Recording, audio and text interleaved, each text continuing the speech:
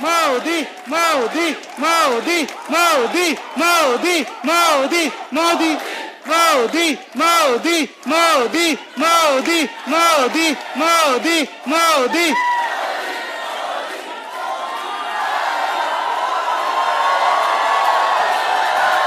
Vande, Vande, Vande, Vande, Vande, Vande, Vande, Vande.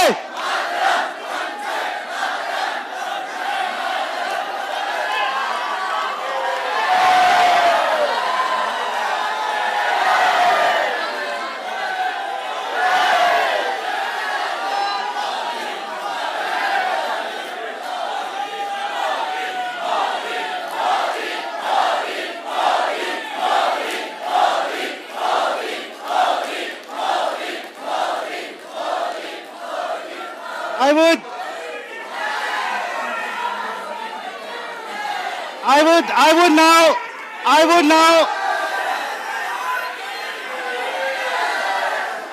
yeah, ladies and gentlemen, since you are already standing up, I would request everybody to stand up for the national anthems of Denmark and India.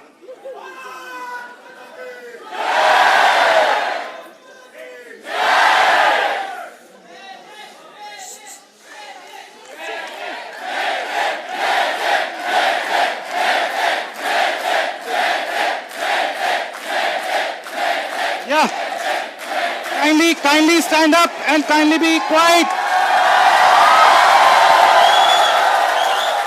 Yep, national anthems of both Denmark and India are about to start. Kindly be quiet and respect the national anthems, please. Yep.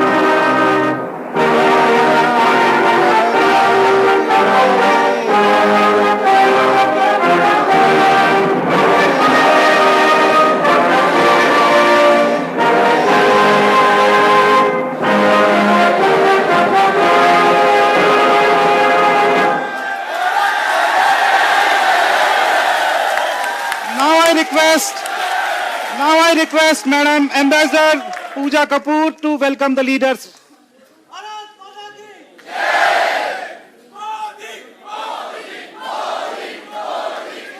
Kindly be seated.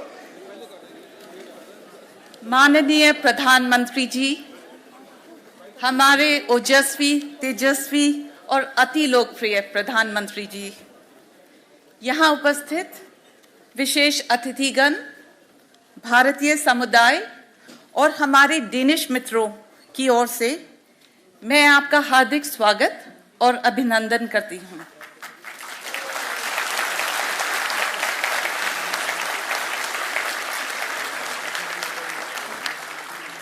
आपके आगमन से Denmark में बसा छोटा परंतु गतिशील भारतीय समुदाय फूला नहीं समा रहा है और उनमें अत्यंत गौरव एवं देश प्रेम की लहर दौड़ रही है। We are also extremely honored and delighted to have the Honorable Prime Minister of Denmark, Her Excellency Ms. Mette Frederiksen, with us today.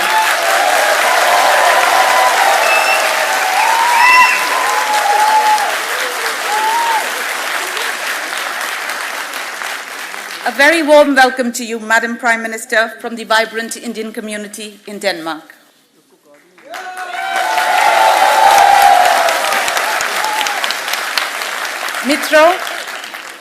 मित्रों, हमारे प्रधानमंत्री जी कुछ ही क्षणों में आप सभी को संबोधित करेंगे।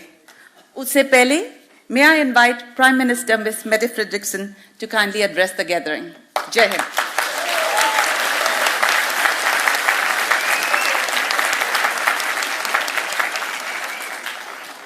Thank you so much, and I have to say that you really know how to welcome a politician.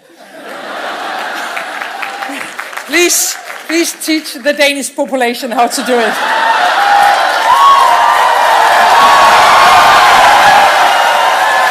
No. First of all, I would like to say it's a great pleasure to be here today with you. I am very honored that we are able to welcome you, my friend, Prime Minister Modi, to Denmark. Once again, welcome. And I am also very happy that we are with all of you this afternoon, because I think together today we show how strong ties we have, ties of friendship, of families, and all this is not least because of all of you. Thank you. Thank you to all Indians living in Denmark and working in Denmark, making a real positive contribution to the Danish society. Thank you, all of you.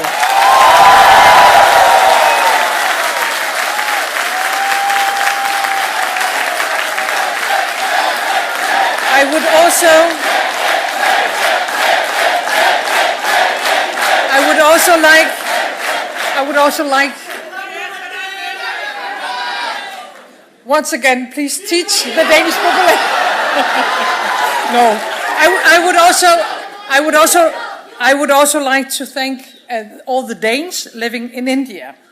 I think all of you who have changed society, but still carrying your own nation, your own culture and your own language by heart, that you link our two countries together every day in your life. You bring a part of India to Denmark and you connect us. We are grateful to that, and I hope that you are all happy about your life in Denmark.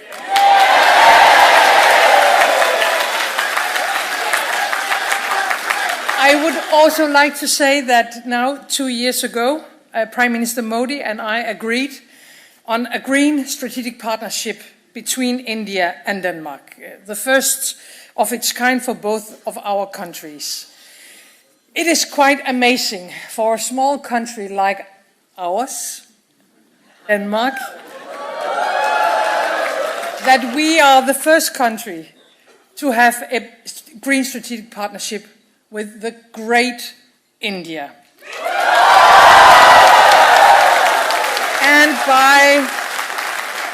And by joining hands and minds, we aim to find new ways forward. Right now, of course, the war in Ukraine reminds us that democracies, that democratic nations like India and Denmark all over the world must stand up for the principles and for the values we believe in. And we also need to stand very closely together when it comes to combat the climate crisis.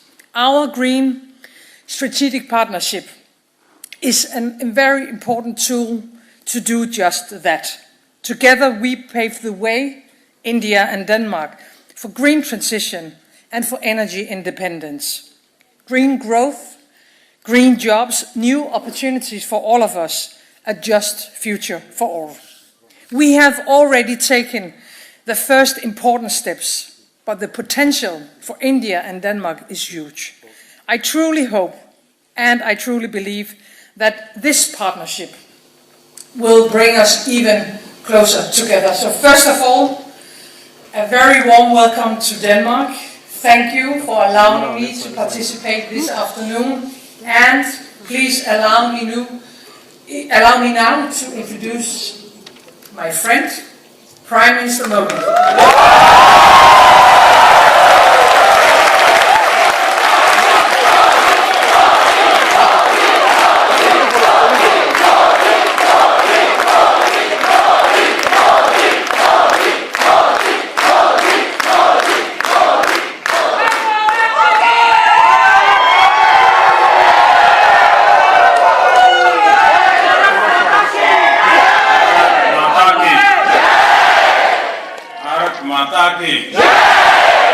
Bharat माता की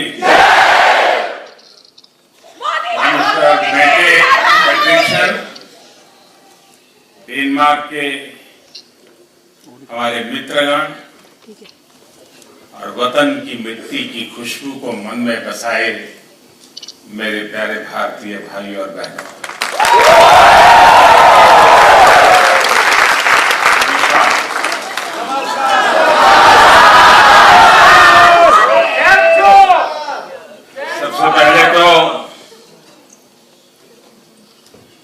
मैं Denmark के प्रधानमंत्री जी का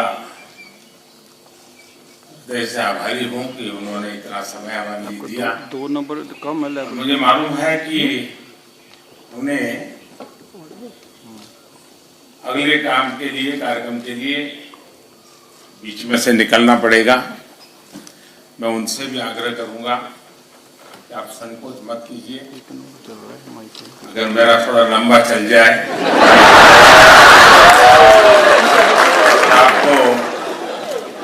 आपको निकलना है तो बिना संकोच जरूर निकल सकते हैं।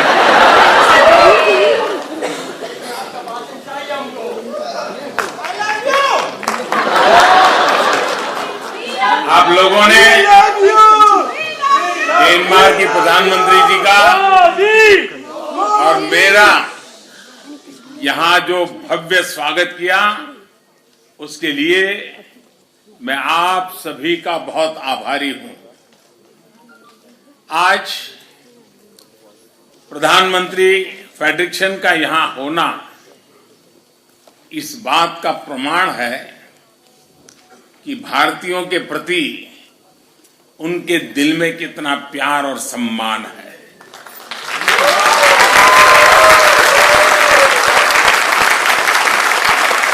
मैं उन्हें इस कार्यक्रम के लिए समय निकालने के लिए, यहां रूबरू आने के लिए हृदय से बहुत बहुत धन्यवाद करता हूं।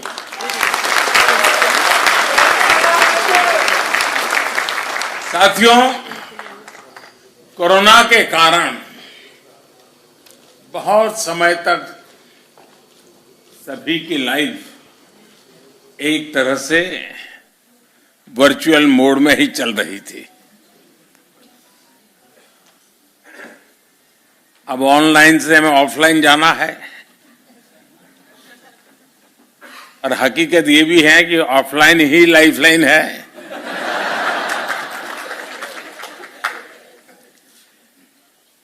पिछले साल जैसे ही आवाजाही मुमकिन हुई तो प्रधानमंत्री फ्रेडरिक्सन पहली हेड ऑफ द गवर्नमेंट थी जिनका हमें भारत में स्वागत करने का अवसर मिला था।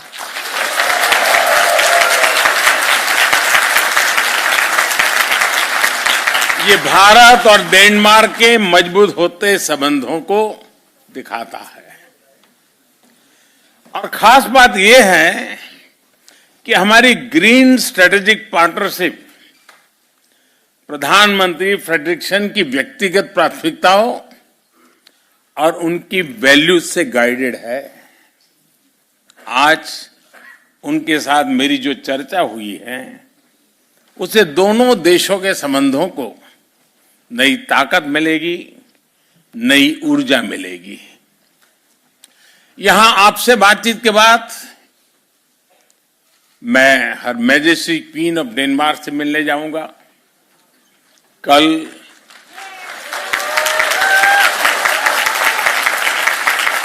नॉर्डिक इंडिया समिट में नई संभावनाओं की तरफ हम बढ़ने वाले हैं।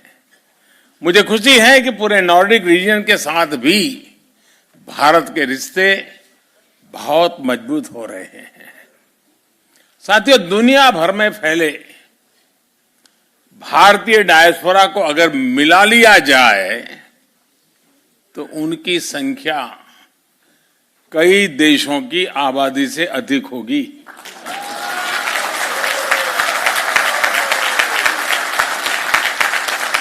उनका पहनावा, खान पान भले ही अलग अलग हो, लेकिन हमारी सोशल हार्मनी, वननेस और को एग्जिस्टेंस की जो वैल्यूज सभी भारतीयों में एक समान है और यही हमारी ताकत है।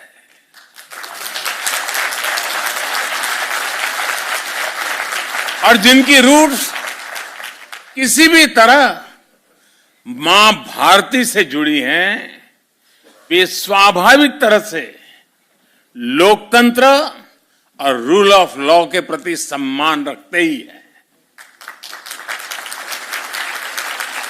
एक भारतीय दुनिया में कहीं भी जाए, वो अपनी कर्मभूमि के लिए, उस देश के लिए पूरी ईमानदारी से कंट्रीब्यूट करता है।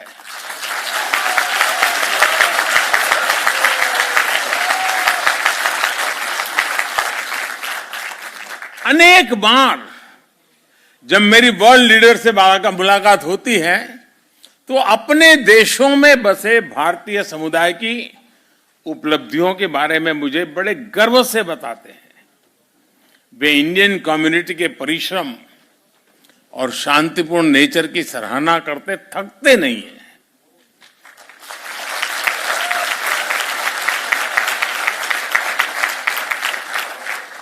और इसके लिए धन्यवाद का हकदार मैं नहीं, आप सब हैं।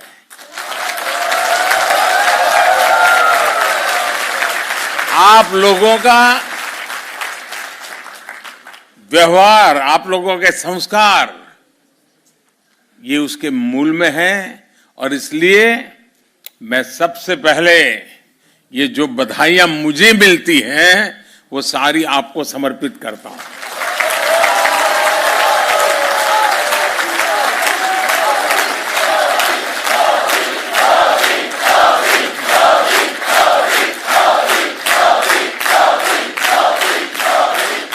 इंक्लूसिवनेस और कल्चरल डाइवर्सिटी, विविधता, विशेषता भारतीय समुदाय की ऐसी शक्ति है जो हम सबको प्रतिपल जीवंतता का एहसास कराती है। हजारों वर्षों के कालखंड ने इन वैल्यूज को हमारे भीतर विकसित किया है।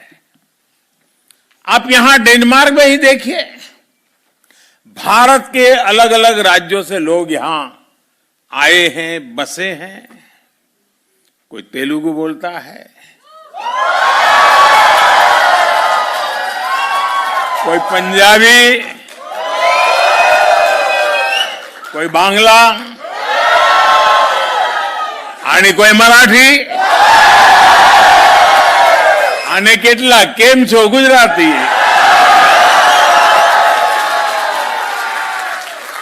तो कोई तमिल वणक्कम से शुरू करता है, तो कोई मलयाली, कोई उड़िया जय जगन्नाथ, कोई कन्नड़ा, तो कोई असमिया।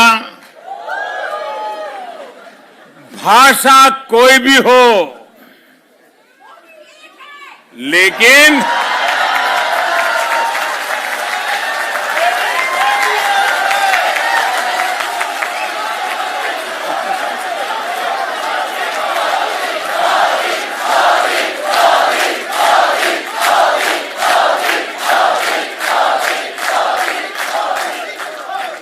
भाषा अनेक, भाव एक। भाषा कोई भी हो, लेकिन हम सभी के संस्कार भारतीय ही है।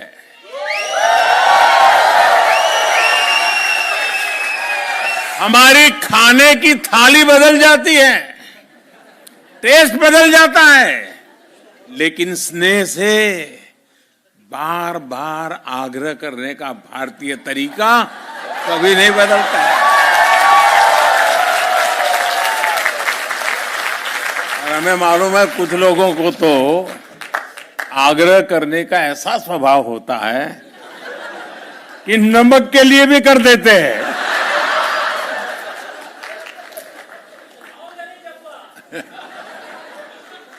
हम राष्ट्र रक्षा के लिए मिलकर खड़े होते हैं, राष्ट्र निर्माण में मिलकर जुटते हैं। भारतीयता सबका साथ, सबका और सबका। अब देखिए घर घर बात पहुंच चुकी है और डेनमार्क में भी गूंज रही है। सबका साथ, सबका विकास, सबका विश्वास और सबका प्रयास, और इसी से समृद्धि होती है। और साथियों, वसुधैव कुटुंबकम यानी वन वर्ल्ड, पूरा विश्व एक परिवार, हमारा ये कंसेप्ट व्यापार कारोबार की अवधारणा से भी बहुत विस्तृत है, बहुत व्यापक है, बहुत गहरा है, हिमालय से भी ऊंचा है। हमारी वन वर्ल्ड की अवधारणा अपनत्व पर, बंधुत्व पर, संवेदनशीलता पर, सम्मान पर टिकी है। 21वीं सदी का भारत भी नए ग्लोबल ऑर्डर के लिए इसी विजन को लेकर आगे बढ़ रहा है।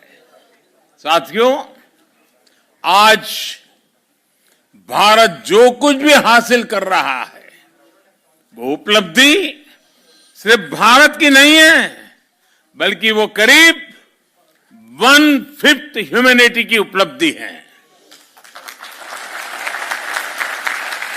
कल्पना कीजिए कि अगर भारत में हम वैक्सीनेशन को हर परिवार तक नहीं पहुंचा पाते तो उसका दुनिया पर क्या असर होता।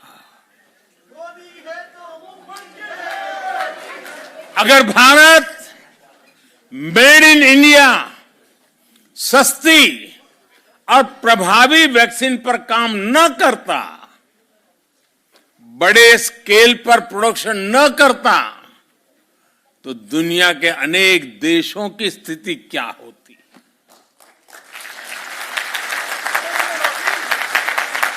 भारत जब अपने नागरिकों को गरीबी से बाहर निकालता है तो दुनिया से गरीबी कम होती है। भारत में जब गरीब को housing, sanitation, clean drinking water, free health care, financial inclusion, ऐसी जब अनेक सुविधाएं मिलती हैं तो इससे दुनिया के अनेक देशों को एक नया विश्वास मिलता है।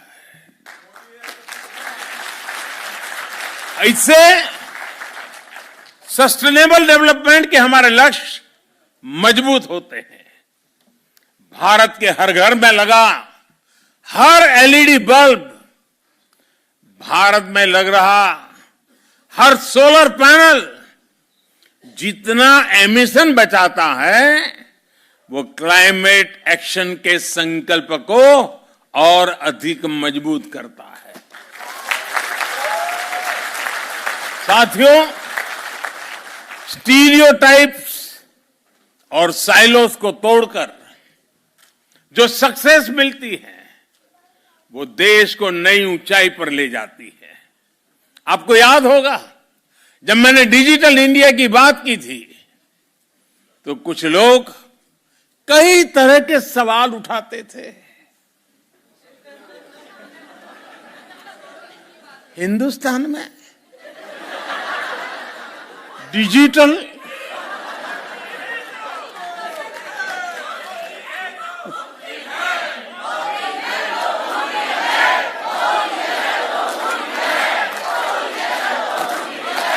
न जाने ऐसे सवाल पूछते थे, लेकिन आज मैं कहना चाहता हूं दोस्तों, 5-6 साल पहले हम पर कैपिटा डेटा कंजम्पशन के मामले में दुनिया के सबसे पिछड़े देशों में से एक थे। ये मैं बहुत दूर की बात नहीं कर रहा हूं, 5-6 साल पहले। लेकिन आज स्थिति एकदम से बदल गई है। अनेक बड़े देश मिलकर जितना per capita mobile data consume करते हैं उससे ज्यादा हम भारत में करते हैं। सबसे बड़ी बात यह है कि आज जो भी नया यूजर जुड़ रहा है वो शहरों से नहीं है, दूर सुदूर जंगलों में रहने वाले भारत के छोटे छोटे गांव है दोस्तों।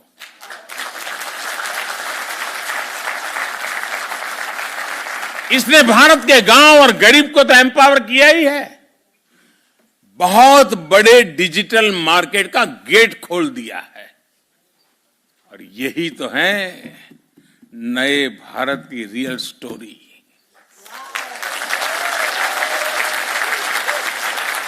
देश का मिजाज कैसे बदलता है इसका एक और उदाहरण मैं आपको बताना चाहूंगा।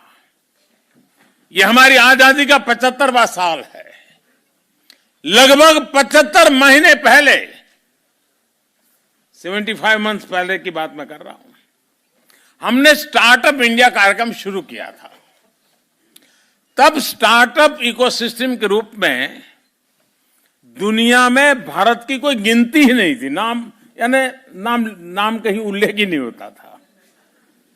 आज हम यूनिकॉर्न्स के मामले में दुनिया में नंबर 3 पर खड़े हैं।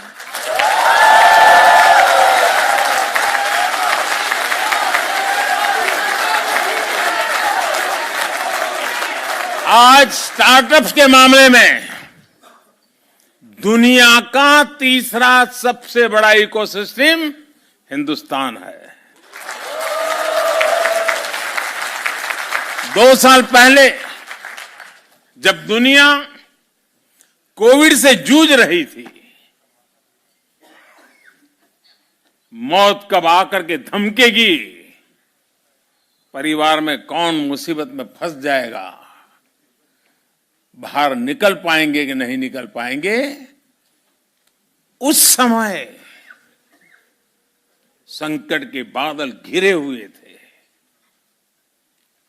चिंताएं चारों तरफ फैली हुई थी। उस समय भारत का नौजवान, उस स्थिति को याद कीजिए दोस्तों, भारत का नौजवान करीब करीब हर महीने एक यूनिकॉर्न बना रहा था।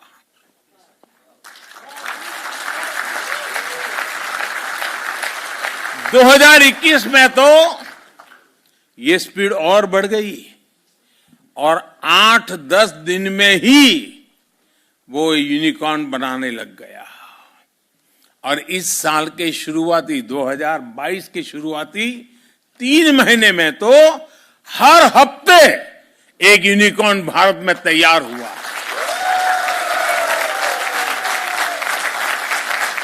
साथियों, भारत की ताकत, और ये बात दुनिया भी धीरे धीरे समझने लगी है। भारत की ताकत जब बढ़ती है तो साथियों मेरे शब्दों में विश्वास करिए, दुनिया की ताकत भी बढ़ती है।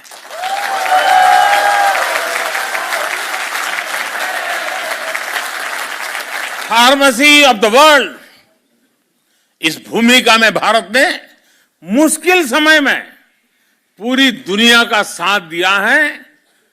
दुनिया के अनेक देशों को दवाइयां भेजी हैं ताकि हम संकट के समय मानवता के इस काम में पीछे न रह जाएं, दुनिया को संकट के समय मदद करें, ये सपना लेकर के काम करते रहे। भारत जब फूड ग्रेन्स के मामले में आत्मनिर्भर हुआ है तो दुनिया को भूखमरी से बचाने के लिए खुले दिल से ऑफर कर रहा है।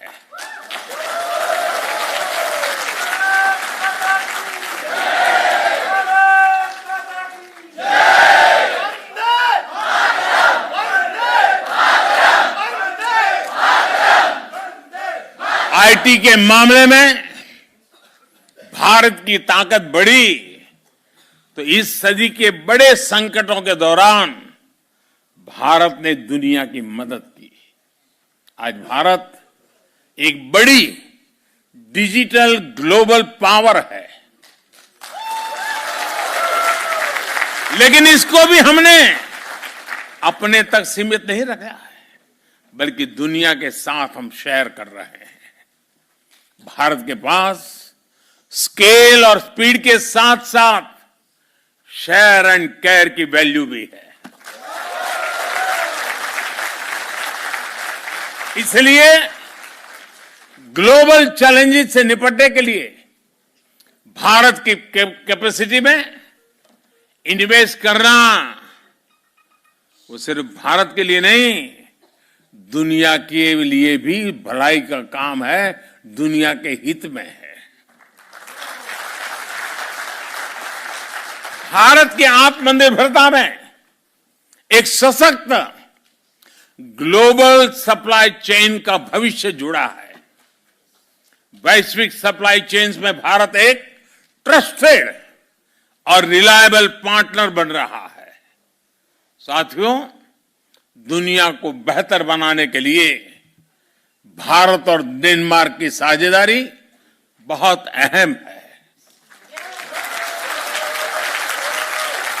विशेष रूप से क्लाइमेट चेंज से जुड़ी हमारी चिंताएं भी और हमारे संकल्प भी साझा है।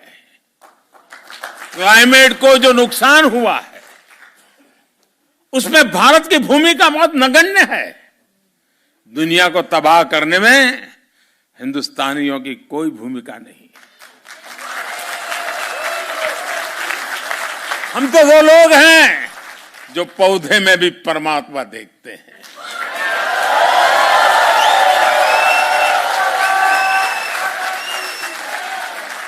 हम वो लोग हैं जो नदी को मां मानते हैं। Thank you excellency.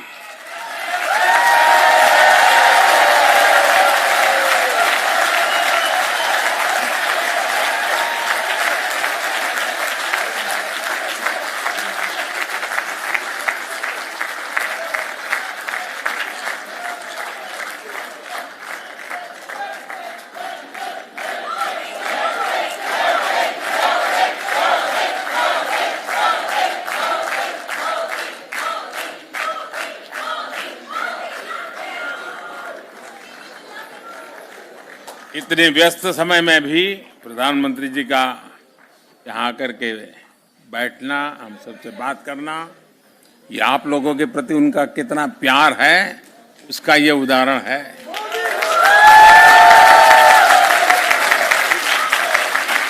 साथियों, मैं आपसे जो बता रहा था कि हम जो भी अच्छा करने का प्रयास कर रहे हैं उससे दुनिया लाभान्वित होती है, लेकिन दुनिया की भलाई के देखते हुए भारत ने वर्ष 2070 तक, जैसा मैंने कहा, हमने दुनिया में इस प्लेनेट को, इस पृथ्वी को बर्बाद करने में हिंदुस्तानियों का कोई रोल नहीं है, हिंदुस्तान का कोई रोल नहीं है। उसके बावजूद भी भारत ने वर्ष 2070 तक नेट जीरो का संकल्प लिया है। भारत दुनिया के उन चंद देशों में है जो इस दिशा में किए गए अपने कमिटमेंट को समय से पहले पूरा कर रहा है। नॉन फोसिल सोर्सेज से 40% इंस्टॉल्ड कैपेसिटी का जो लक्ष्य हमने रखा था, और लक्ष्य में हमारा डेडलाइन था 2030।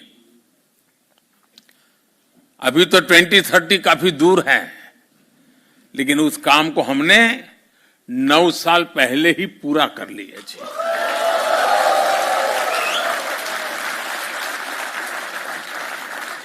भारत में आज हम बहुत सस्ती सोलर एनर्जी पैदा कर रहे हैं।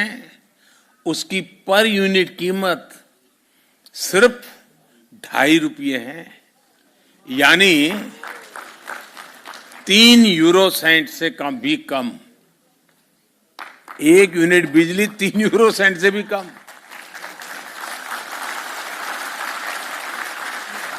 और हमारी कोशिश है कि उसको हम 2.5 रुपये से और नीचे ला करके 2 रुपये तक ले जाने की कोशिश कर रहे हैं। लेकिन साथियों, हमें यह भी मानना होगा कि वैश्विक क्लाइमेट एक्शन अभी तो कहीं सफल होता नजर नहीं आ रहा है। दुनिया जहां थी वहीं ठहरी हुई है। इक्के दुक्के अपवाद कुछ कर पाते होंगे, लेकिन हम कर पा रहे हैं। इसका कारण क्या है?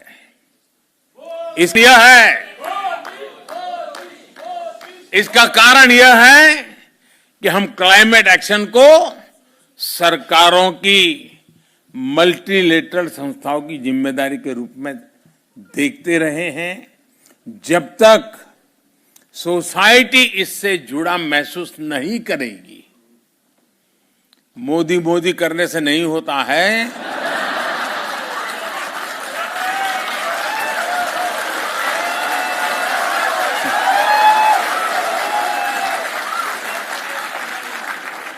ये इसलिए हो रहा है कि हर हिंदुस्तानी वचनबद्ध होकर के, संकल्पबद्ध होकर के खुद से जो हो सकता है करता है।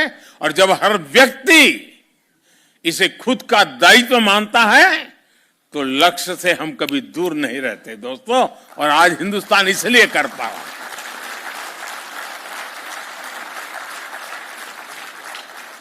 इस समस्या के समाधान में विश्व के अनेक विचार चल रहे हैं, अनेक योजनाएं चल रही हैं, अनेक एनजीओ भी अपनी दुनिया चला रहे हैं। बहुत कुछ हो रहा है, अलग अलग तरीके से हो रहा है। लेकिन हाँ, भारत ने एक नया विचार रखा है, आग्रह किया है। और मैंने ग्लासगो जब आया था तो मैंने एक शब्द में उस बात को वर्णित किया था, और मैंने कहा था हमें लाइफ पर फोकस करना है। Life, LIFE। और जब मैं लाइफ बोलता हूं तो मेरा कहने का तात्पर्य होता है life style for environment. Life style for environment को प्रमोट करने का आज समय की सबसे बड़ी मांग है।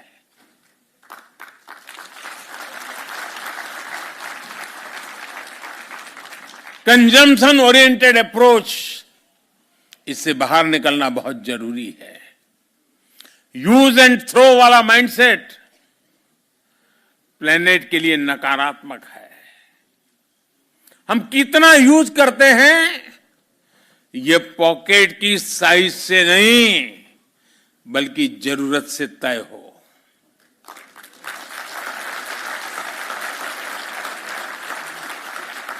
हम जरूरत से ज्यादा जो भी यूज कर रहे हैं उससे दुनिया में कोई न कोई वंचित हो रहा है, उससे दुनिया के किसी कोने में नेचर को एक्सप्लॉइट करने का दबाव बढ़ रहा है।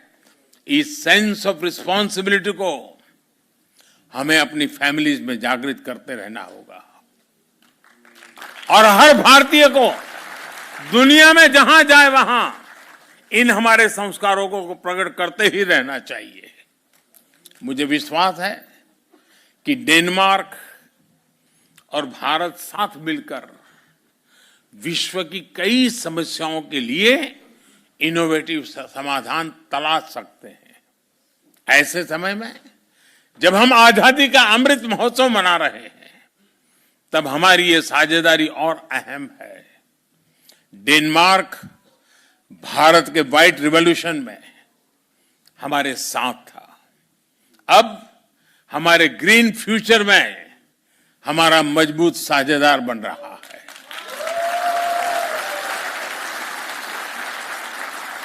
हमारे बीच इलेक्ट्रिक मोबिलिटी से लेकर green hydrogen, waste to wealth, sustainable urbanisation, green shipping, science, technology और इनोवेशन में सहयोग की अनंत संभावनाएं हैं। जैसा मैंने पहले कहा, आज भारत सोलर और विंड एनर्जी का दायरा बढ़ाने के लिए व्यापक काम कर रहा है। बायोफ्यूल से हमारे किसानों की आय बढ़ाने और हाइड्रोकार्बन पर निर्भरता कम करने के लिए बड़ा इंफ्रास्ट्रक्चर बन रहा है। डेनमार्क की कंपनियों के पास इन क्षेत्रों में उल्लेखनीय एक्सपीरियंस भी है। इसलिए भारत में डेनिश इन्वेस्टमेंट के बहुत बड़े अवसर है। आप में से कई लोग डेनमार्क की बड़ी बड़ी कंपनियों में काम कर रहे हैं। आप अपने डेनिश मित्रों को, अपने कलीग को भारत में मौजूदा अवसरों के बारे में जरूर बताएंगे ना?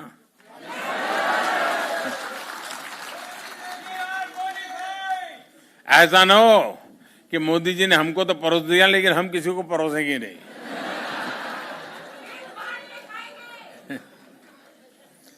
साथियों, यहां कोपेनहेगन यूनिवर्सिटी में विश्व प्रतिष्ठित नील बोर इंस्टीट्यूट है।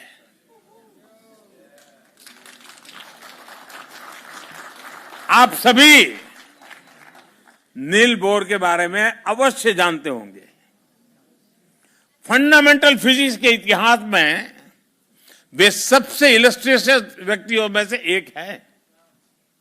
उनकी इंटेलेक्चुअल उपलब्धियों के अलावा नील बोर इसलिए भी सम्मानित है क्योंकि उन्होंने अपने समय में कई टॉप साइंटिस्ट का जीवन बचाया था।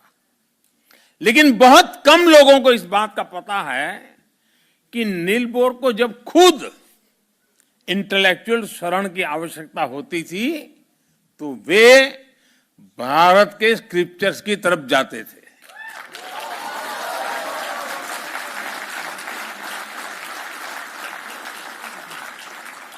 उनका यह वाक्य बहुत प्रसिद्ध है और वो कई बार उसका उल्लेख करते थे।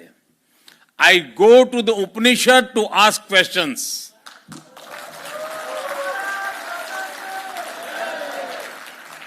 आज नम्रतापूर्वक लेकिन बड़े विश्वास के साथ हम अपने डेनिश दोस्तों को यह कहना चाहते हैं, come to India to jointly find answers to the problems of the planet.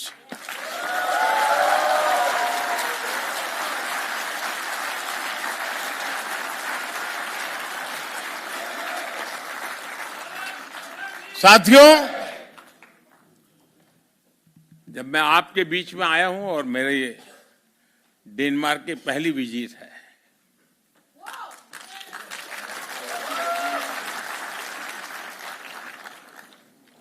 तो मैं आपसे कुछ मांग सकता हूं? सचमुच में?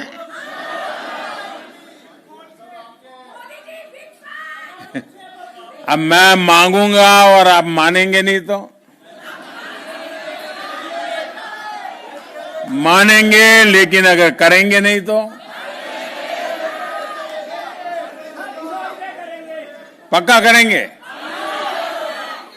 कितने लोग हैं जो वादा पूरा करेंगे?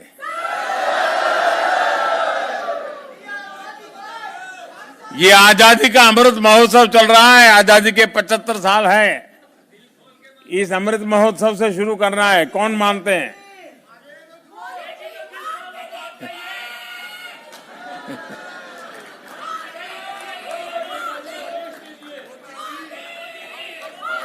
अगर आप मानने वाले हैं तो मैं बताऊं,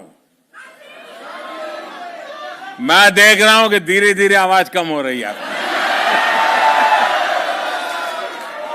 आपको लग रहा है कि कोई मुसीबत आ रही है। ऐसा ही हो रहा है ना? मैं दुनिया में हमारे जितने देशवासी रहते हैं, दुनिया के किसी भी कोने में कह रखते हो, उनसे मेरा एक आग्रह है, आप अपनी आवाज जरा कम करो, आपकी आवाज कम करो। अब सबने देख लिया आप कहां बैठी हो।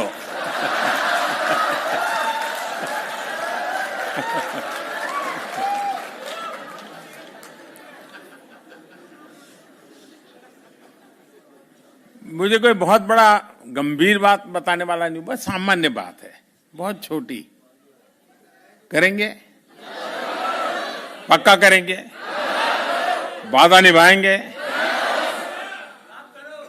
देखिए, भारत इतना महान देश है, भारत के प्रति हम लोग इतना गर्व करते हैं। आप कम से कम हर वर्ष 5 नॉन इंडियन फ्रेंड्स, इंडियन नहीं, 5 नॉन इंडियन फ्रेंड्स को हिंदुस्तान देखने के लिए भेजने का काम कर सकते हैं, उनको प्रेरित कर सकते हैं।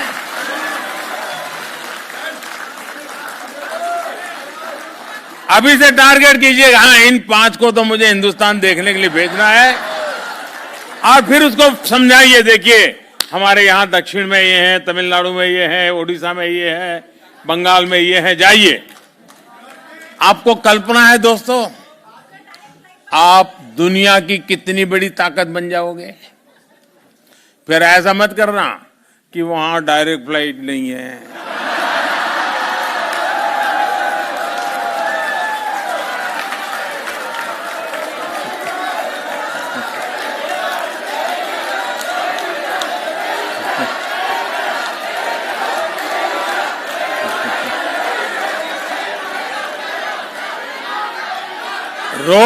रोना धोना करने वालों का एक काम नहीं है जी।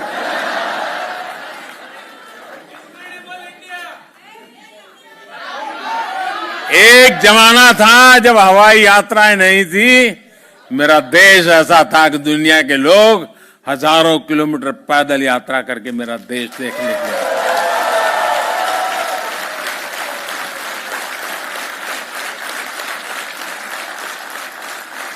हमें ये फिर से ये वातावरण बनाना है, और आप देखिए, देखते ही देखते दुनिया के लिए एक ही डेस्टिनेशन बन जाएगा, चलो इंडिया।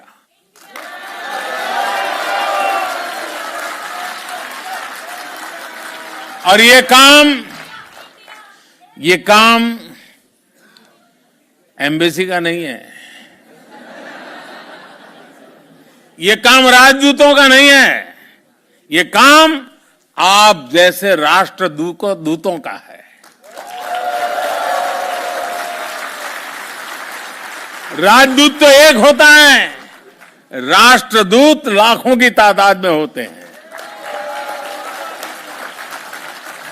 तो करेंगे? अब कुछ आवाज में दम है।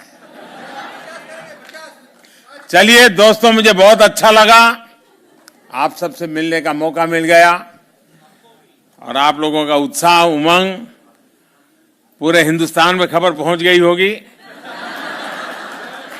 आप भी तो वहीं से लाइव करते होंगे शायद बैठे बैठे।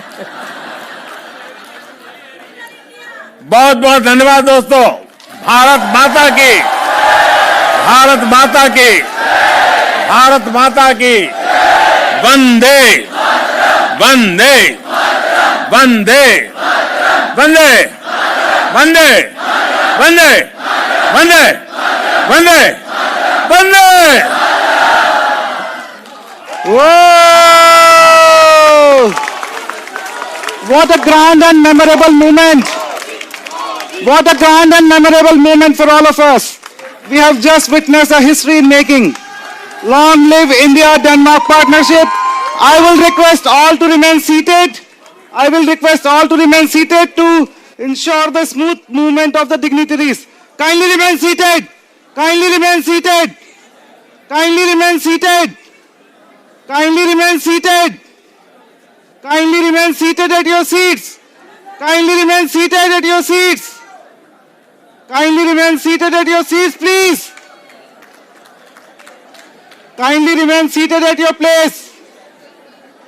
Kindly remain seated.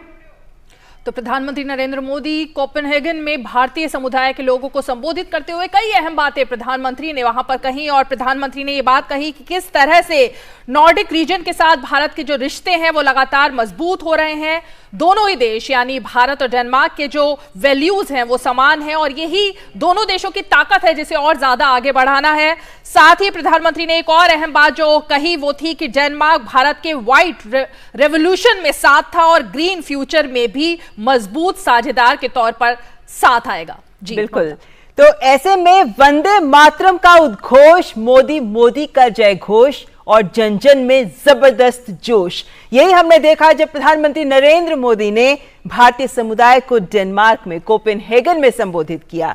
बड़ा संदेश भारतीय समुदाय के लिए प्रधानमंत्री की ओर से यही था कि भारत जिस तरीके से विकास की ओर आगे बढ़ रहा है, जिस तरीके से अमृत महोत्सव और अमृत काल के दौरान कुछ लक्ष्यों को साथ लेकर आगे बढ़ रहा है, उसमें ग्रीन डेवलपमेंट बहुत जरूरी है और सभी उसका हिस्सा बन सकते हैं। इसीलिए आह्वान किया कि भारत की विकास यात्रा में सभी भारतवंशी भारतीय समुदाय भी शामिल हो।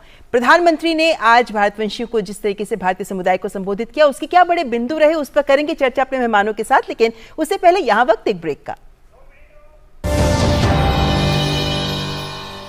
दुनिया देखेगी इसे एक नई नजर से। नया Orient Aeroslim, very silent, very powerful.